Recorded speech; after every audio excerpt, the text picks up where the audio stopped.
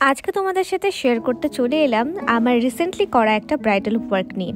এবং এটা সবথেকে বিশেষত্ব হচ্ছে এটা একটু বিয়ের ডেটের থেকে আলাদা ডেটে আমাকে বিয়ের কাজটা করতে হয়েছে। নর্মালি 23 নভেম্বর পড়েছে শনিবার, কিন্তু এই ডেটে নর্মালি কোনো বিয়ের কাজ থাকে না। শনিবার দিন বাঙালি বিয়ে নর্মালি হয় না, তো এটা সেই কারণে একটুখানি স্পেশাল। বিয়ের গেট দিয়ে ঢুকেই যখন আমি ভিডিও করতে করতে এগোচ্ছিলাম, তারপরে পাশের ঘরেই দেখা হয়ে গেল আমার আজকে বোনের সাথে।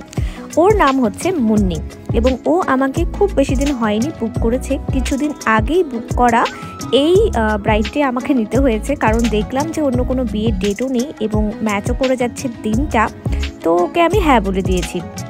মাত্র 7 দিন আগে বুক করেছে ও আমাকে।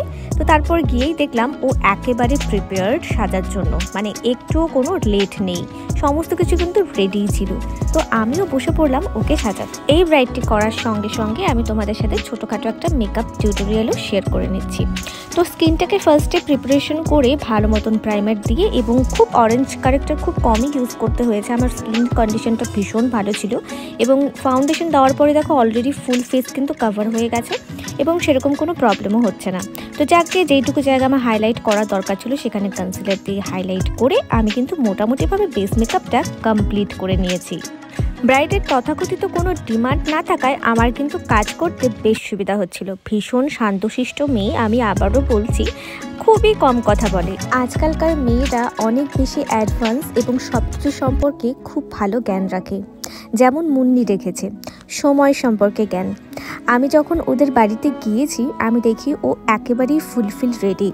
ওর ততক্ষণে হলুদ কোটা সমস্ত কিছু হয়ে ও জাস্ট বসেই ছিল সাজার জন্য। আমি গিয়েছি তখন দেখলাম ও খাচ্ছিল। খাওয়া দাওয়া শেষে আমার কাছে কিন্তু একটুও দেরি না করে ও বসে পড়েছিল সাজতে।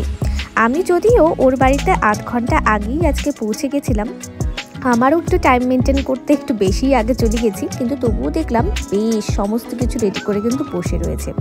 এদিকে দেখো আমার ওর বেস মেকআপটাও কমপ্লিট হয়ে গেল। একটা মানুষের যদি স্কিন ভালো থাকে তাহলে দেখো যে তার স্কিনে মেকআপ কতটা সুন্দর বসে। সেরকম হয়েছে মুন্নির ক্ষেত্রে। আমি জানি না ও স্কিনের কতটা যত্ন নেয়, বা এমনিও হতে পারে ও নর্মাল স্কিন, কিন্তু ভীষণ ভালো করে মেকআপটা বসে গেছিলো। এরপরে আমি চলে গেছিলাম আই মেকআপে।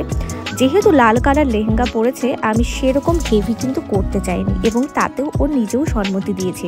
তাই ওই একটুখানি ব্রাউন কালার দিয়ে একটু শেডি করে এবং মাঝখানটাতে আমি ইয়েলো কালারের একটা শিমারি আইশ্যাডো কিন্তু লাগিয়ে দিয়েছি। অনেকে এটাকে গোল্ডেন কালারও বলতে পারো।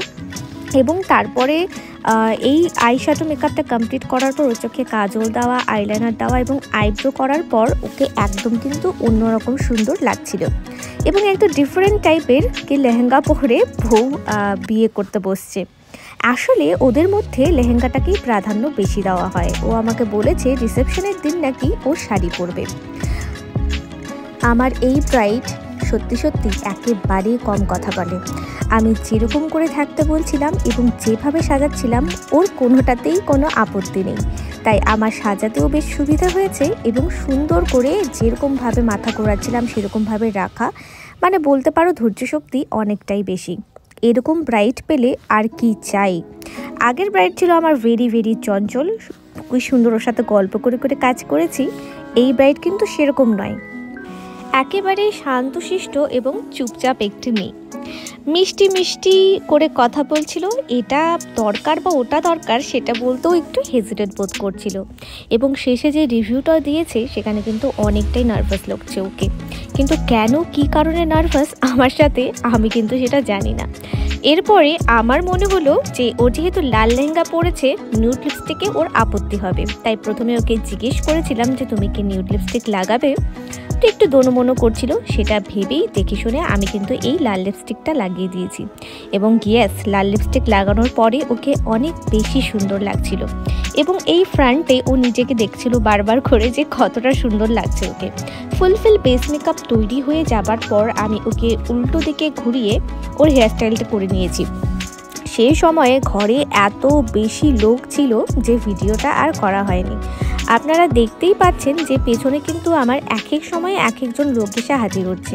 আসলে সব বিয়ে বাড়িতে গিয়ে তো আর বলা যায় না ঘর ফাঁকা করে দাও, আর এটা সব জায়গায় পসিবলও নয়। আর যেখানে আজকে আমি বিয়ে সাজাতে গেছি সেই জায়গায় এটা বলাটা উচিত মনে হবে না, তাই আর আমি কিছু বলিনি। এত লোকের মাঝখানেই আমি কিন্তু কনেকে সাজাচ্ছিলাম। আমার ওরা যদিও কোনো প্রবলেম করেনি, শুধু এসে এসে দেখছিল এইটুকুই। দেখুন কতগুলো বাচ্চাও এসে দেখছে, একেবারে কোলের উপরে ওঠার জোগাড়। এরকম কিন্তু অনেক জায়গাতেই অনেক এক্সপিরিয়েন্স হয়। নর্মালি সব জায়গায় গিয়েই আমি যে একদম শান্তশিষ্ট একটা রুম ফাঁকা পাবো সেটা কিন্তু নয়, তো কিছু জায়গায় অ্যাডজাস্ট করেও কাজ করতে হয়। যাই হোক, এটা হচ্ছে ওর ফুলফিল লুক। যখন আমি সম্পূর্ণ লুকটা দিলাম ওকে কিন্তু অসাধারণ লাগছে। যে যে গয়নাগাটি ছিল, যেরকম সাজতে চেয়েছে আমি কিন্তু ওকে জিজ্ঞেস করে করে সাজিয়েছি। আসলে ব্রাইডরা কীরকম সাজতে চায় সেটা তারা বলে দিলেই আমাদের ক্ষেত্রেও সুবিধা হয়ে যায়, তাই এক একজনের সাজ এক এক রকম হয়। তোমাদের যদি এই সাজটা ভালো লাগে তাহলে কিন্তু আমার এই ফেসবুক পেজটিকে একটুখানি লাইক করে দিও এবং আমার ইউটিউব চ্যানেলটাকেও একটুখানি সাবস্ক্রাইব করে দিও। আরও দুটো মেকআপ আমি করেছি, তাদেরকেও একটু দেখিয়ে দিই। পুচকের জন্য সম্পূর্ণ মেকআপ টিউটোরিয়াল নেওয়া হয়নি। চলো টাটা। তোমার নামটা যদি একটু বলো। আমার নাম মুন্নি খাতুন। আচ্ছা, তুমি বলো যে তোমার আমার কাছে আজকে এসে যে কেমন লাগলো, কি এক্সপিরিয়েন্স? অনেক ভালো লাগলো, কাজটা অনেক সুন্দর হয়েছে, মনের মতন হয়েছে আমার, যেরকম চাইছি ওরকমই হয়েছে। Thank you. অনেক অনেক শুভ হোক তোমার আগামী ভবিষ্যৎ।